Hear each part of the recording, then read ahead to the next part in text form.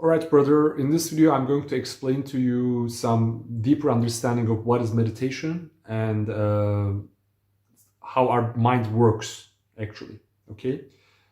This is coming from Buddha. It's called Vipassana meditation. I've been telling you in the previous videos as well. And basically, he says that our mind has 4 steps in the process of perceiving something, okay? So the first step is the sensation itself through our 5 senses, okay? Whether it's a sound or a sight, taste, smell, or touch, okay? So the sense is coming to our brain. This is the first step. We are recognizing this sense, okay? When you're sleeping, maybe you're not recognizing. So you're awake and you're recognizing the sense. Actually, even when we sleep, we are perceiving a lot of senses. Anyway, the second step is the labeling step. We label the first step, the sensation that comes. We say, oh, this is a good sensation, or this is a bad sensation, or variations on this theme, right? Oh, it's a horrible sensation, it's a painful sensation, it's an amazing sensation, it's a gorgeous sensation, lovely sensation. But we just label those sensations, okay, in 2 categories, either good or bad sensations. And on the third stage, your body starts feeling something based on this labeling, okay? If you think that, if you label that as a good sensation, your body will start feeling better. Some hormones will be released, and then your nervous system will create these feelings that make you feel something, okay? So you sense something, you labeled it, and then you start feeling something. And on the 4th stage, you start reacting to this feeling.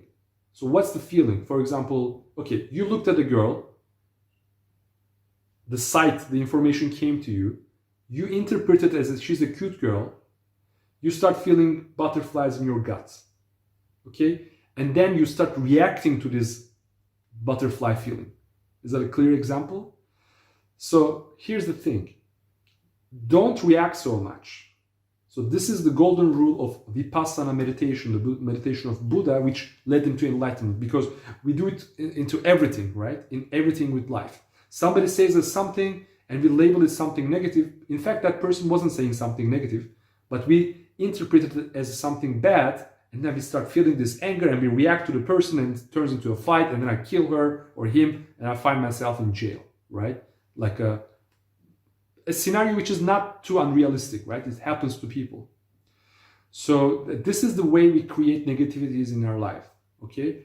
Or we can create craving in our life. Okay, look, this is so beautiful experience, you know, and I'm addicted to this experience, you know, like pleasure, okay? Some pleasure is coming to me, either sight or touch, it could be sound, smell, anything. And then I label it, oh, this is such a unique and wonderful and beautiful, and then I feel amazing, and then I want more of it. I don't want to get rid of it, you know, like it could be even watching something on TV, like series, Netflix, movies, music, chocolates, drugs, alcohol, could be anything, right? And then we don't feel good when this is missing in our life. So we become addicted to it. We have craving for these things. Or we have aversion for the negative things that we don't want. So if you can react less and just focus more on the sensation itself, you will see that they don't really matter so much. Pleasure and pain are just frequencies, just vibrations, all right?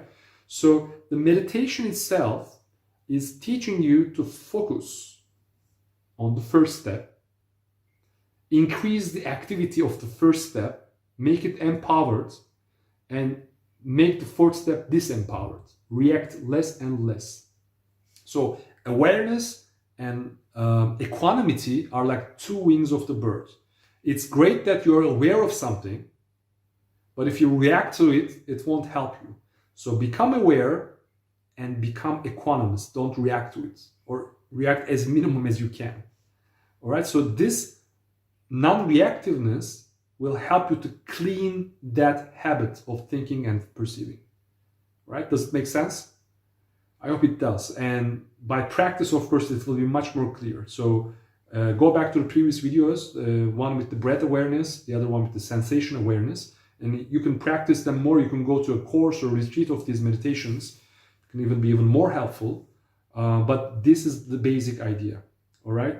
So, and once you do that, you can also become empowered with your premature ejaculation. Because what is it again? Like you sense something, you labeled it as something amazing, and then you feel amazing feelings, even more feelings, and then you react to them, and then whoop, without even aware, you just ejaculated. Or you were approaching this beautiful girl, and beautiful quote unquote, and then you messed it up because you were excited, you were nervous.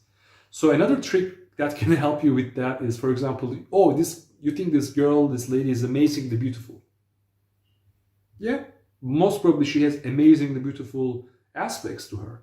But somewhere, and girls are aware of these things much more than we are, and they're trying to hide it somehow, that some part of her body is not so beautiful. But this doesn't make her a bad partner for you. Maybe you can fall in love with her, and that's totally fine. But you can still become aware of that part that is not that optimum, is not that great.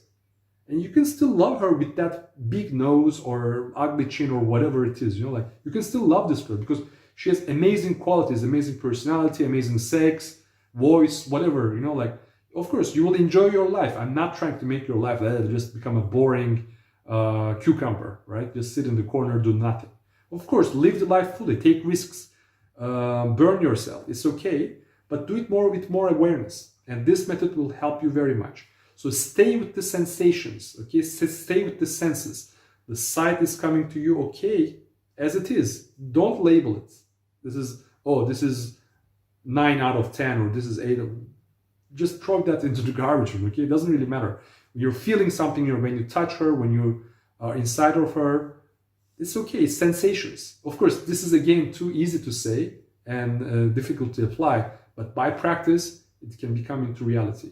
I just wanted to share with you this main principle of meditation and how it affects our mind. I hope it has been useful. If you have any questions or comments, just share some experiences, write them under the video. All right, I'll see you in the next one.